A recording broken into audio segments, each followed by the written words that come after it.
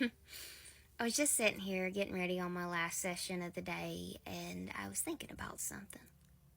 In the South, we have a saying is if you don't want to keep it, you better not feed it. You get a deer, you start feeding it, I promise you, honey, it'll be in your backyard.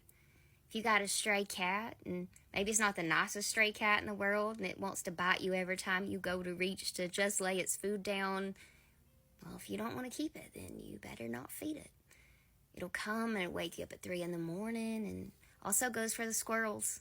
If you got a bird feeder, they'll find a way to get in, and they will expect there to be food out there, and you'll have squirrels, and then the birds will get run off, and there's a lot of critters in the South.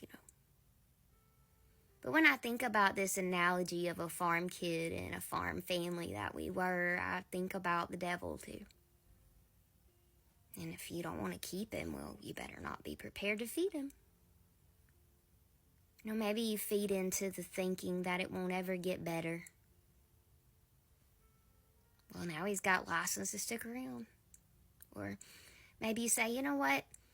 I've been doing good in recovery, and this one little thing might be a little different than what I used to do, but it's tamer, and it'll help me. But there you go, when you fed it, you open the door, and if you don't want to keep it, you better not feed it. Or a person that abuses you, and you're like, you know what? They've changed. It's all right. I'll tell them it was me. It was my fault. I understand I can be a lot, and I bet that my trauma made them scream and yell and break all those things. So you know what? It's okay. I forgive you. And before you know it, you fed it, and it's sticking around. And before you know it, you've done 10, 20 years with this person that treats you like you're nothing. Because you fed it. You kept it. Here's the thing, honey, is that the devil that you know is still the devil, It's another Southern saying. The devil that you know is better than the one that you don't. I can still hear Southern voices saying that on a rocking chair. What kind of lesson is that? What it really means is that at least if you know what it's like, you don't got to be afraid of it. But yeah, you do. You got to be more afraid of the devil you know than the one that you don't, in my experience anyway. Because the one I know knows where I live. The one I know knows what bothers me. The one I know knows where to find me. The one I don't know is still trying to figure me out. So, my word for you today is, if you don't want to keep it, don't feed it. Don't feed your insecurity, and don't feed the thinking that you're not worth anything. And don't feed the people that are ugly to you. And I don't mean don't leave people in hunger. Leave them that. I mean, don't feed into the way they treat you. Get up and go somewhere else. Because you will find people that treat you right. You will find people that appreciate your worth and don't think that your value depreciates just because you've had a day where you can't wait on them hand and foot.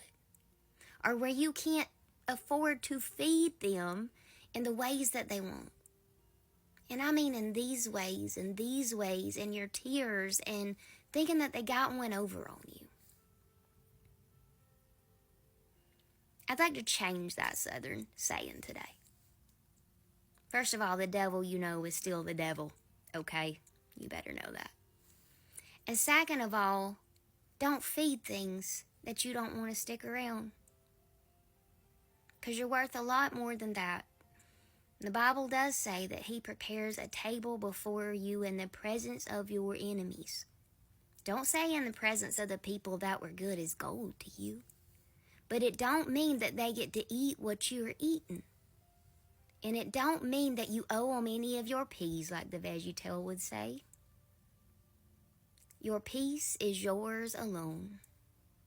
If they want their own peace, then they need to go to God for that. Don't feed anything that you don't want to stick around. It's about time you moved on anyway.